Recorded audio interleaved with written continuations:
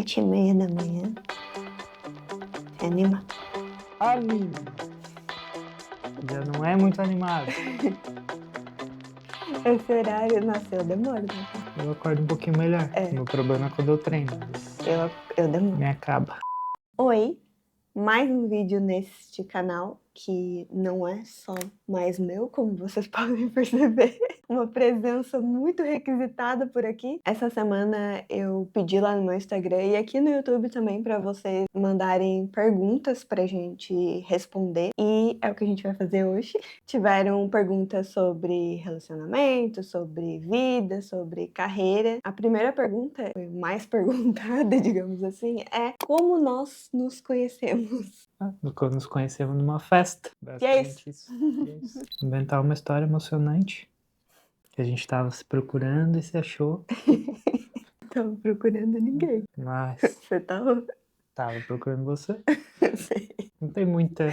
Eu Não é uma história com muita graça. A gente se conheceu em 2007. Quantos anos? E faz a conta. Até 2017 deu 10. 17 anos. Eu tinha 17 anos. Quase 18. Então eu tava 19 para 20 também, porque a gente tem Eu 2 anos, quase 2 anos exatos de diferença. Eu tenho 33 e tu? Eu tenho que fazer as contas. 35. 35. Então a gente se conheceu numa festa por meio através de amigos em comuns. Eu estudava com um amigo do Marcelo, ele também conhecia algumas das minhas amigas. Primeiro a gente ficou numas festas, né? A gente Assim, em ficou. sequência, e depois a gente começou a namorar, aí depois a gente foi morar junto. Depois a gente foi morar junto, depois de uns 5 anos, 7 anos, não sei. É. Eu nem sei, a gente é muito desapegado com essa questão de datas e É. a gente não casou, não fez festa, nada, porque a gente também nunca teve essa vontade, não tinha esse vontade sonho. e também não tinha condição também de... Mas mesmo também que não tinha tivesse, a vontade. gente não faria, Se eu acho. tivesse, provavelmente a gente, sei lá. A gente ia viajar. É. Outra pergunta que foi bastante... Teve várias perguntas, né? Pra gente falar um pouco da nossa trajetória profissional e a carreira. Então a gente vai fazer um resumo. Na verdade, eu já gravei aqui pro canal contando das minhas transições de carreira, como que eu comecei a programar. E eu vou deixar o vídeo linkado aqui. Então aqui eu só vou dar uma breve resumida, né? E o Marcelo pode contar um pouco mais da trajetória dele. No meu caso, eu me formei em pedagogia. Eu nunca soube, assim, direito o que fazer, mas a minha mãe tinha uma escola de educação infantil na época. E também a tua família tem vários professores. Minha família tem... exatamente, muitas professoras. E aí me formei, trabalhei anos na escola da minha mãe, daí depois a escola, enfim, fechou, trabalhei em outra escola por mais alguns anos, mas chegou um tempo realmente que eu não me encontrava mais nessa profissão. Não foi desde o começo não foi algo que, meu Deus, eu adoro fazer isso aqui. Teve a questão que a tua mãe faleceu e isso Eu acho levou que isso também teve a ter uma desconexão de alguma forma, né? Teve um grande impacto, porque um pouco antes de eu me formar, a minha mãe teve câncer e daí ela faleceu, e eu acho que isso meio que... Ficou um pouco responsável da escolinha na época e, enfim... Eu acho que isso meio me traumatizou também. Com certeza. Com certeza. Que eu tive que assumir muito nova, né, todas as responsabilidades. E aí, nessa época, o Marcelo tinha começado a trabalhar como programador numa empresa aqui da nossa cidade. E aí tinha uma vaga, o meu primo trabalhava nessa empresa também, e aí apareceu uma vaga para analista de suporte. E eu comecei a trabalhar sem nenhuma experiência na área de TI. E aí eu comecei também a fazer a faculdade de análise e desenvolvimento de sistemas. Lá nessa empresa que tu fazia as coisas, trabalho de suporte, tu tinha que fazer coisas no banco, né? Direto eu já tinha que...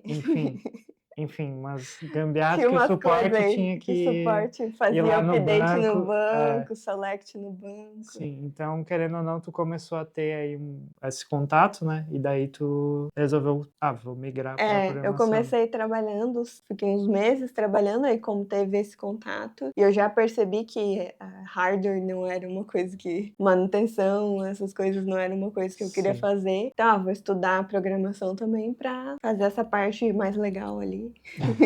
Um tempo depois a gente se mudou, né? O Marcelo pode falar isso quando ele contar a trajetória dele, mas ele recebeu uma proposta de emprego e a gente foi morar numa cidade aqui em Santa Catarina, era aqui perto, que é Içara. E aí a gente se mudou para essa cidade, eu tive que trancar a faculdade, porque na época era só presencial. Eu fiz muito pouco, acho que eu fiz 1 ano e meio, 2 anos. Sim. E aí, quando a gente se mudou, o Marcelo foi para trabalhar como programador nessa empresa. Que era uma empresa que o software era de sistema de educação, né? E aí, como era na área de educação, ele falou que eu estava estudando, né, a tecnologia, que eu tinha formação em pedagogia, e aí eles acharam interessante. E criaram uma vaga. E eles, nem existia vaga, eles criaram uma vaga. Foi meio que na parte do suporte primeiro, né? Não era bem suporte, mas eu gerenciava a implantação do sistema. Então, eles iam nas escolas, né? Tinha que dar treinamento. Daí eu tinha que dar treinamento para os usuários de como usar o sistema, explicar sobre o sistema, e planejava... Porque cada escola precisava usar um pouco diferente, tinha metodologias diferentes, então... Tinha que fazer algumas adaptações, tinha que fazer algumas configurações no sistema de acordo com a metodologia da escola. Uhum. E aí depois a gente também criou um software para professores. Acho que foi meio que nessa questão do software para professores que eu fiz a transição para gerente de produto. Que daí era a análise de requisitos, pensar nas funcionalidades. Pensar como vai ser as telas, as funcionalidades que ia precisar e... fazer esse meio de campo entre criar tarefa. Ver prioridades e tudo mais. E aí, a programação nesse meio tempo ficou meio de lado, assim, uma vez ou outra eu estudava, tentava fazer alguma coisa. Que teve que aprender bastante coisa para a questão da gestão ali, de CPO, né? Fazer essa gestão de produto, teve que se dedicar também para isso, meio que a programação foi ficando um pouco de lado. Né? Eu comecei a estudar bastante sobre gestão de produto, e aí não tinha como fazer as duas coisas.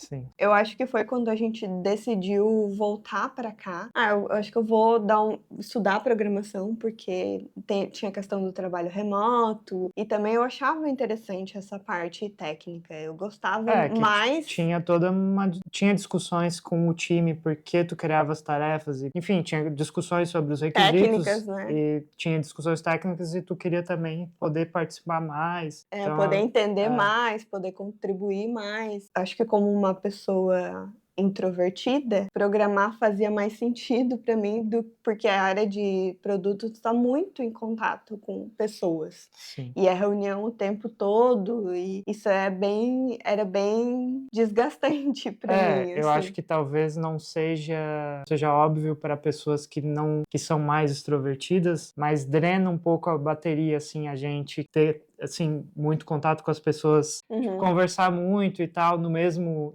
assim, no dia, dá uma drenada, assim, na energia, coisa que para outras pessoas se anima mais de ter contato com as pessoas. Então, meio que várias coisas se juntaram. Foram várias coisas. Não teve uma decisão só. E também a minha ideia era no começo, eu vou testar, e se eu não realmente gostar de programar, mesmo assim vai ser útil para minha carreira como gerente de produto. Isso. A intenção não era sair da área realmente, mas no pior dos casos, seria útil porque daí tu poderia participar mais das decisões técnicas, né? Então... E aí eu voltei a estudar, a gente voltou a morar aqui, e eu continuei trabalhando remoto como gerente de produto por um tempo. E aí eu resolvi sair, né? Pedir demissão, e fiquei 1 ano inteiro focada na programação, em estudar programação. Nesse ano também tu fez um intercâmbio, né? Para melhorar o inglês, também com o objetivo de ajudar a programação, a questão de ter o inglês. Né? Aproveitei que era uma coisa que eu queria muito fazer há muito tempo, que era o intercâmbio, e aí fiz isso. Sim, e daí nessa época tu fez o desafio dos 100 dias de código, que tu já falou. Daí eu já falei essas coisas no outro vídeo, né? Que daí eu fiquei estudando de forma autônoma, assim, eu não voltei a fazer faculdade, então eu fiz vários cursos, fui estudando, assim, com a ajuda do Marcelo, e aí no começo de 2020 a gente decidiu que eu ia aplicar para vagas, apliquei para várias vagas, eu estava estudando front-end. Eu tava estudando full stack, na verdade. Eu É, estudava. mas mais focado em front-end, eu acho. Acho que eu tava mais. Comecei a estudar React, eu estudava Rails. E aí eu apliquei para todo tipo de vaga e passei numa que era de front-end e era React. Eu posso falar em um outro vídeo também sobre os meus empregos como dev. Participou de um programa, né? Participou de uma seleção para um programa de uma Isso aí eu nem empresa. contei ainda. Conseguiu entrar, que era um programa de trainee, que eles chamavam. Foi assim que eu migrei para o back-end, né? Para finalizar, daí no momento Aí no momento. teve o burnout. Aí Pediu demissão. teve burnout, pedi demissão de novo. Sim. E agora tá Tô aqui.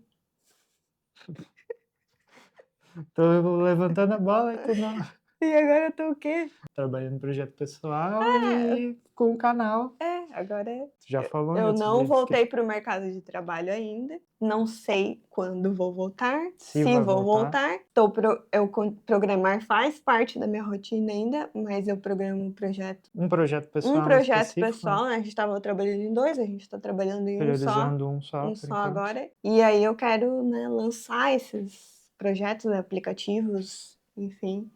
Mas também teve a questão que agora, com o canal ficando mais profissional, entre aspas, investindo em câmera, teve um processo que tu ficou programando muito pouco, né? Poucas horas, porque teve que se dedicar a aprender câmera e tudo mais. Teve uma época e agora tu tá conseguindo voltar mais, né? Eu até falei isso no canal, fiquei um tempo assim, sem conseguir, programando muito pouco, e aí agora que eu tô tentando criar uma rotina de novo, porque...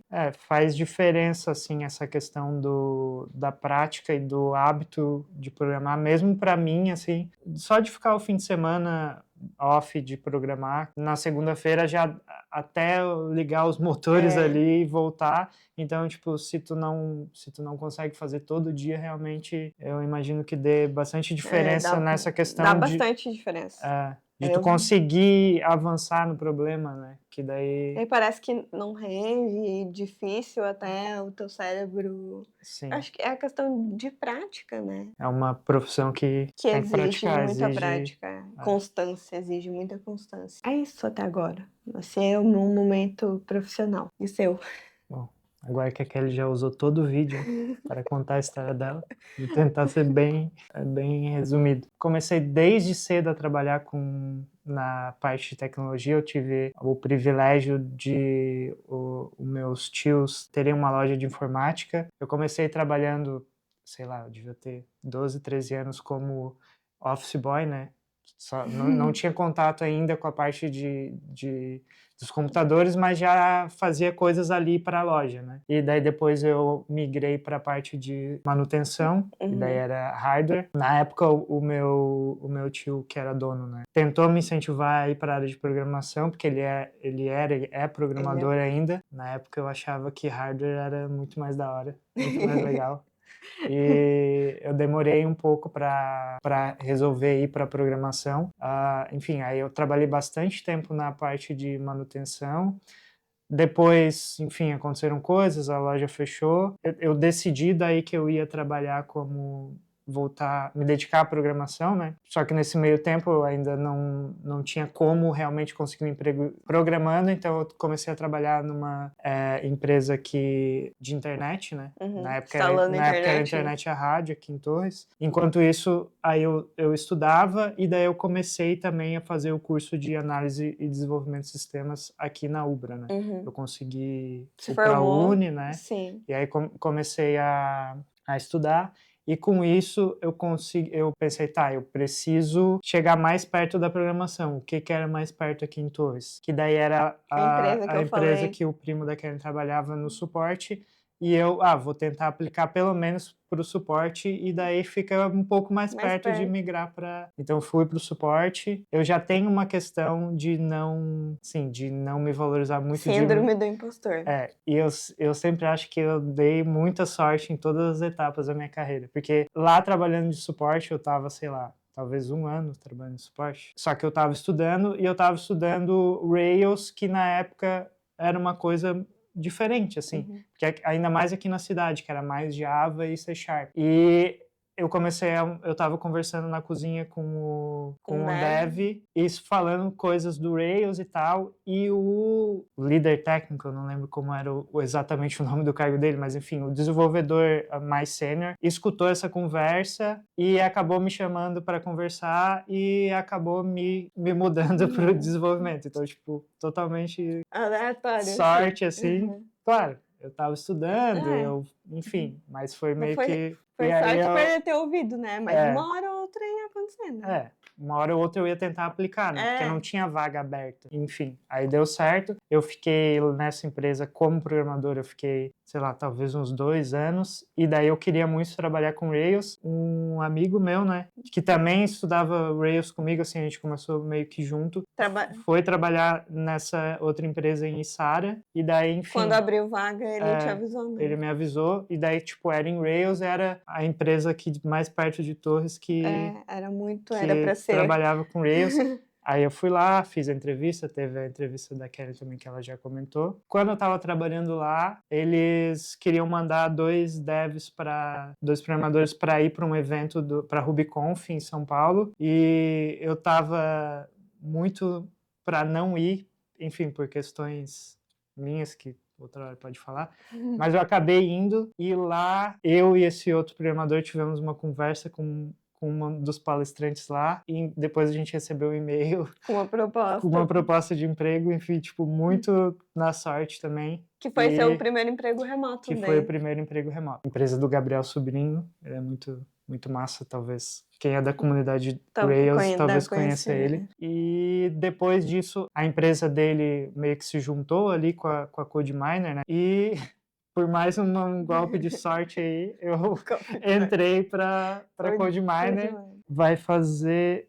Na verdade, eu acho que fez 8 anos em setembro. E daí eu tô na Code. Alguém comentou que o Marcelo trabalhar pro Akita é um plot twist que a gente não fez. Sim, eu deixei escapar num outro vídeo. Mas não é segredo, né? Não é segredo, tá lá no meu LinkedIn. Trabalho para o Akita. O modelo da CodeMiner, para quem talvez já conheça, ele é um modelo que ele contrata os desenvolvedores e a gente tem bastante coisa de fomentar o conhecimento ali dentro, de tipo sempre tentar elevar o nível um do outro. Então o modelo deles é contratar os programadores e fazer alocar em outros clientes. É outsourcing, né? O modelo. Terceirização, né? Mas em inglês é outsourcing, que é mais bonito. Eu tô alocado desde que eu entrei, na verdade, na GoDaddy, em um dos times lá, porque a GoDaddy é gigante. É um cliente muito bom, eu gosto de trabalhar lá no... Enfim, teve mudanças de time, de projetos, então teve evolução nas coisas que eu tô fazendo. Você começou a trabalhar com Rails na GoDaddy. Com Rails. E agora é TypeScript. Então, teve essa migração aí, mas, enfim, para quem perguntou, acho que teve uma pergunta se recebia trabalhar para o exterior.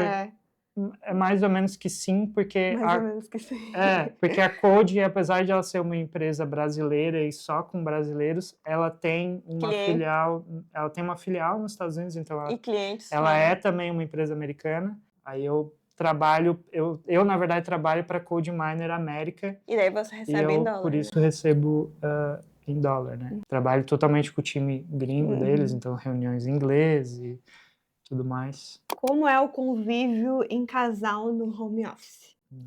Aí teve outras perguntas, tipo, comenta sobre os desafios e soluções de trabalhar em casa com o parceiro, como que a gente se organiza. É um pouco do que a gente já falou no vídeo sobre home office. Né? A gente falou... A questão de organização a gente falou nesse vídeo, né? Mas a questão de trabalhar, a gente já trabalhou juntos em duas outras empresas, duas empresas, né? E aí, acho que quando eu trabalhava como gerente de produto e o Marcelo Dev foi como a gente mais próximos, assim, né? Porque a gente tinha contato diário, direto, assim, né? Mas foi sempre tranquilo, assim. Eu acho que dos problemas dessa época é que a gente falava muito de trabalho, né? Casa. A gente ficava discutindo as coisas, discutindo, não brigando, né? Pensando nas soluções, em como implementar, e ideias, ficava bastante tempo, assim, envolvido com o trabalho. Que talvez tenha sido um pouco do que te cansou como PO na época, né? Sim. E agora a gente não trabalha, assim, a gente trabalha no mesmo office, mas a gente não tá trabalhando na mesma coisa. A gente até trabalha no mesmo projeto pessoal, mas assim, a gente não tá com tantas horas dedicadas a isso ainda. Boa parte do tempo cada um tá fazendo as suas coisas, né? O Marcelo. A gente até tenta, quando possível, encaixar as nossas sessões de foco junto, para não. Porque daí, quando a gente vai fazer uma pausa, por exemplo, a gente almoça junto, a gente, enfim, a gente Tenta organizar a nossa sincronizar rotina. no que dá para tentar bater um pouco os nossos focos com as nossas pausas, para poder, se a gente quiser fazer alguma coisa junto, a gente é bem parecido, acaba que funciona bem, né? Tem os horários parecidos. Nós dois gostamos de dormir cedo e acordar cedo, então meio que funciona bem, assim. O que mudou mais da nossa rotina, porque antes até os nossos treinos eram os mesmos, porque daí a gente fazia crossfit, e aí agora que mudou mais, porque eu faço jiu-jitsu, a Kelly não, a Kelly corre, eu não, e daí com a questão da gravação também, às vezes a gente organiza para ela poder gravar enquanto eu tô treinando, para eu não atrapalhar aqui. Então, nesse sentido... O segredo é a organização, né? Talvez já dê para entrar aqui também, porque, tipo, faz parte da questão do home office, meio que as tarefas da casa acaba meio que fazendo parte, porque muitas vezes uma pausa, um intervalo ali do home office, tu pode ir lá fazer alguma coisa da casa. Então, tipo, a gente se organiza quem é que faz almoço, quem é que faz janta. Tudo a gente se organiza, as tarefas de casa também a gente se divide. Mas a gente faz meio que uma técnica, entre aspas, que eu vi em algum vídeo, que é fazer a limpeza das áreas parceladas, né? Então, porque antes a gente fazia, era normalmente no sábado, a gente pegava e limpava toda a casa no sábado, todos os cômodos. E mesmo não sendo uma limpeza pesada, já vai algumas horas ali para te fazer tudo isso. Tirar pó, que era chato, né? E daí era chato, e daí fica várias horas seguidas, fica mais chato ainda, né? Então, técnica que a gente faz agora é tipo, um dia da semana limpa a sala, no outro dia limpa aqui a varanda, enfim. Eu coloco lá no meu Notion, até mostrei, eu acho, no vídeo. Aí eu coloco lá uma tarefa recorrente que, sei lá, segunda e quinta eu vou limpar os banheiros, né? Sexta eu vou limpar o quarto. E como é dividido entre dois, não fica todo dia tem que limpar alguma coisa, né? Tem essa dica aí para quem funciona quiser bem pra testar. gente, evita brigas, cada um tem a sua parte. Na agenda e quando não dá, às vezes é a minha louça de lavar, mas eu não vou conseguir, aí eu peço pro Marcelo lavar, a gente também, né?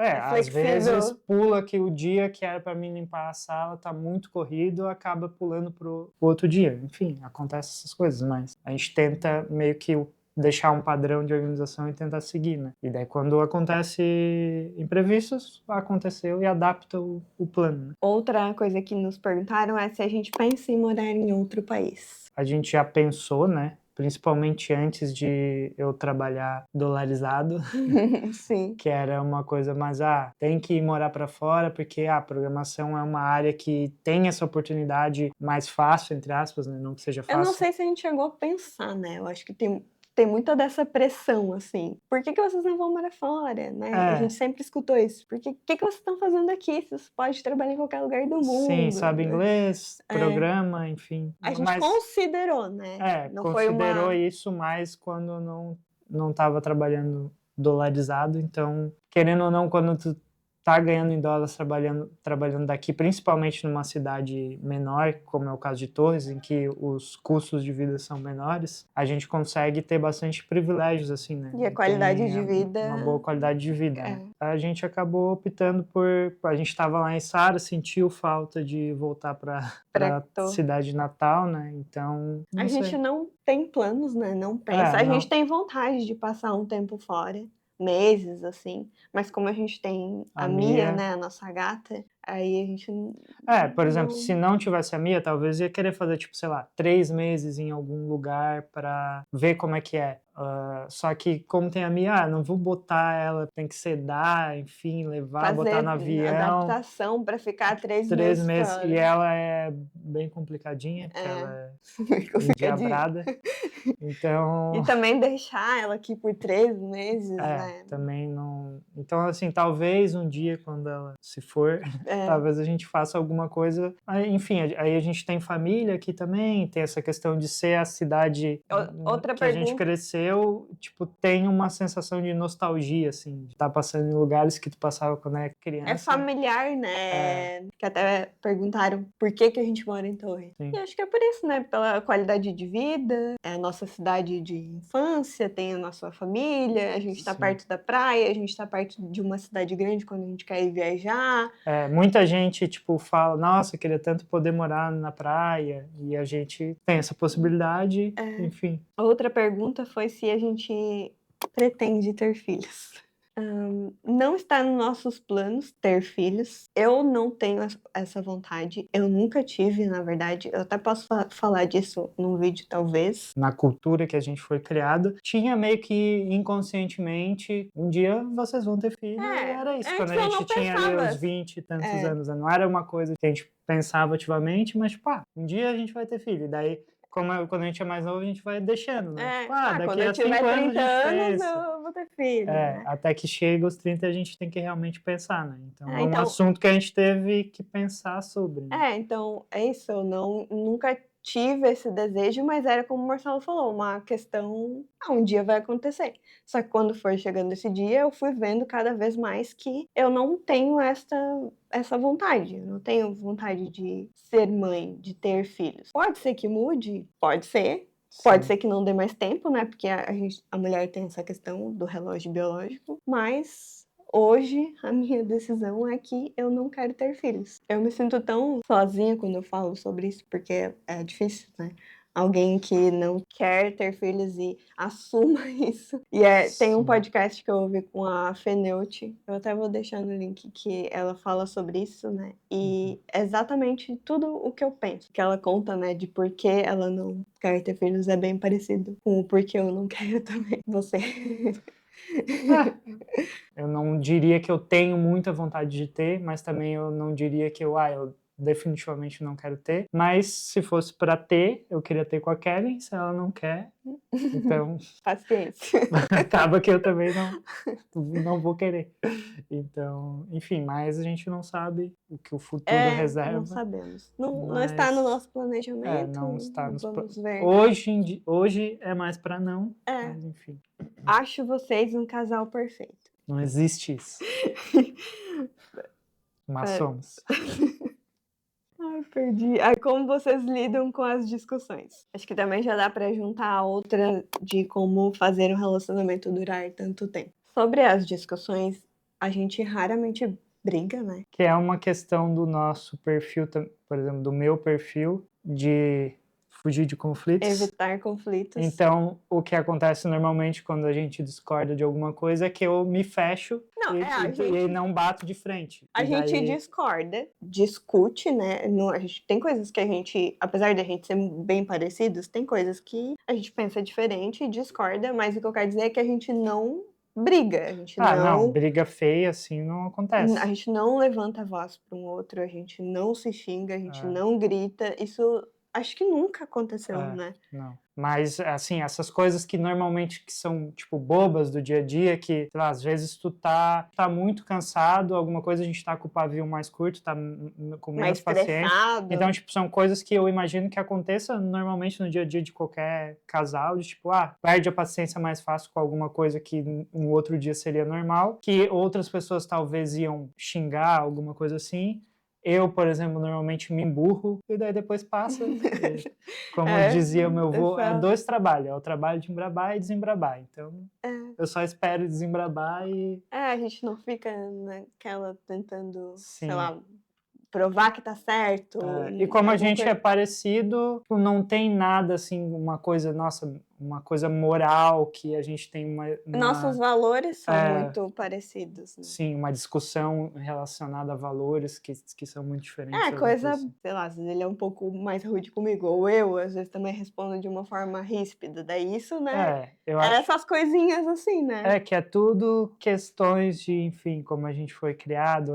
Então é meio que uma coisa que o meu subconsciente talvez traz quando eu tô nesses momentos em que eu tô menos no controle.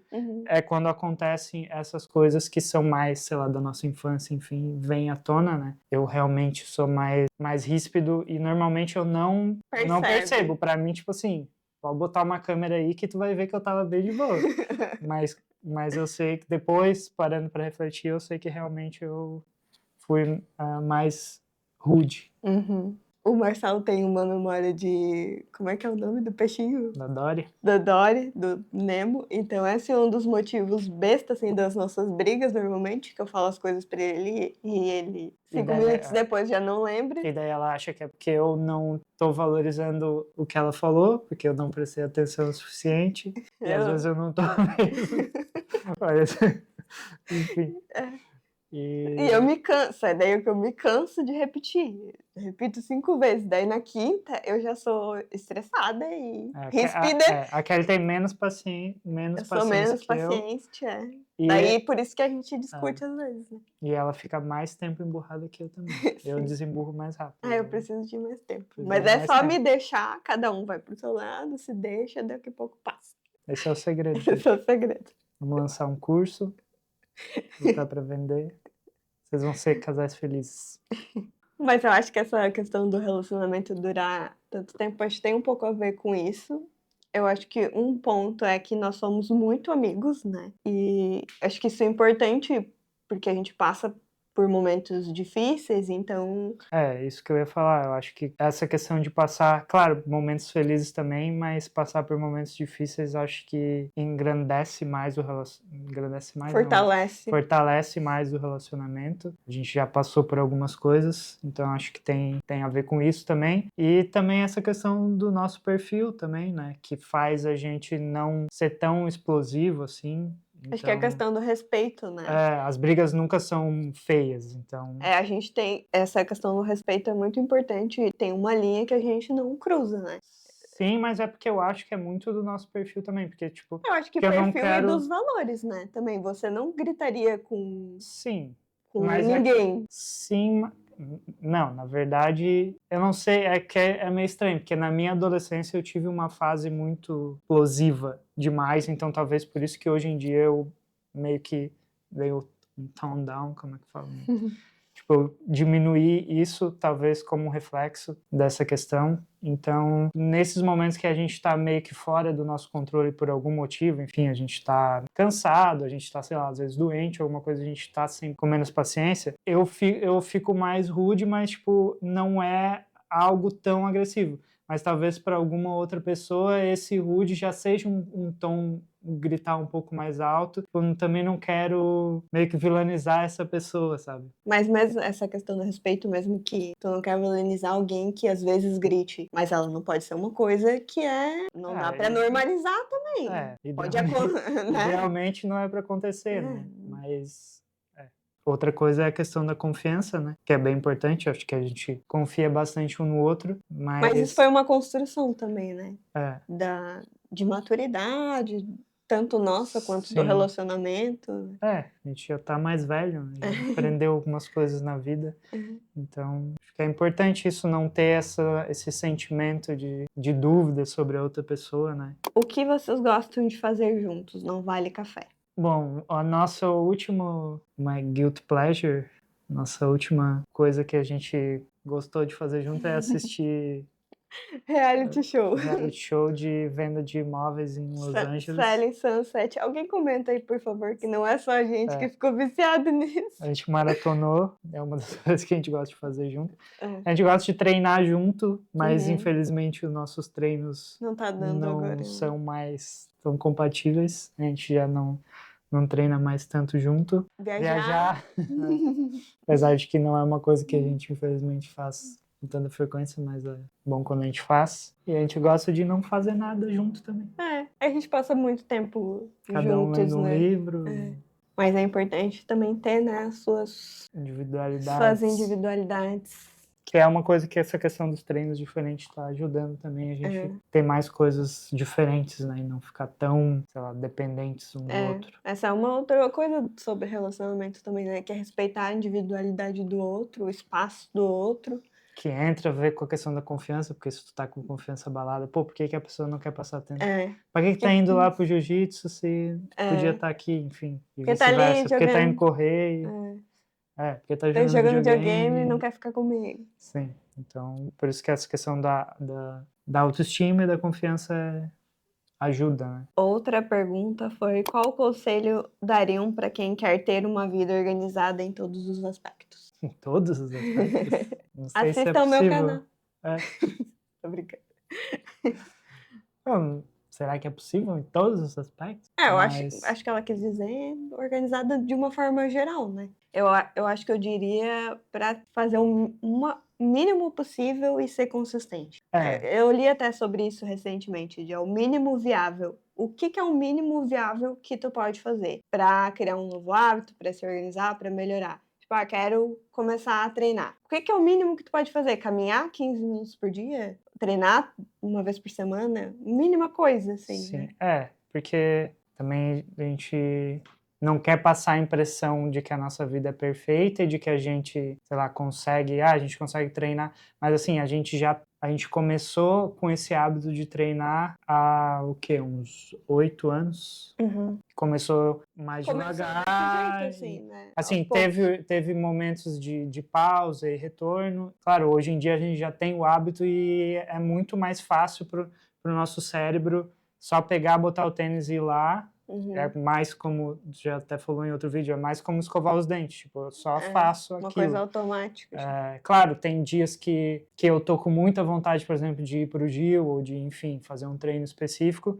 Tem dias que eu não tô com tanta vontade, mas daí essa questão do hábito leva a fazer as coisas. Então, lembra disso, que tipo, se tu não tem o hábito ainda, realmente vai ser difícil, não tem problema pra, tipo, também não ficar se sentindo culpado. Sim. Nossa, mas fulano consegue, por que eu não consigo? Porque realmente no começo é difícil, tu precisa criar o hábito, né? E aí isso vale para tudo, vale para a organização financeira, vale para a organização da casa, a organização do trabalho. Uhum. Então eu acho que ter essa consciência de que existe esse processo de transformar aquilo que tu tá querendo fazer em hábito. Porque no começo o teu demanda muita energia até do teu cérebro de fazer aquilo, e quando vai ficando automatizando, vai ficando um pouco mais fácil, né? Então, e tentando botar aos poucos, tenta pensar o que é a prioridade na tua vida, é a saúde, é as finanças, então tipo, então eu vou começar por aqui, e aí vai tentando ver o que são hábitos ali pequenos que tu consegue começar.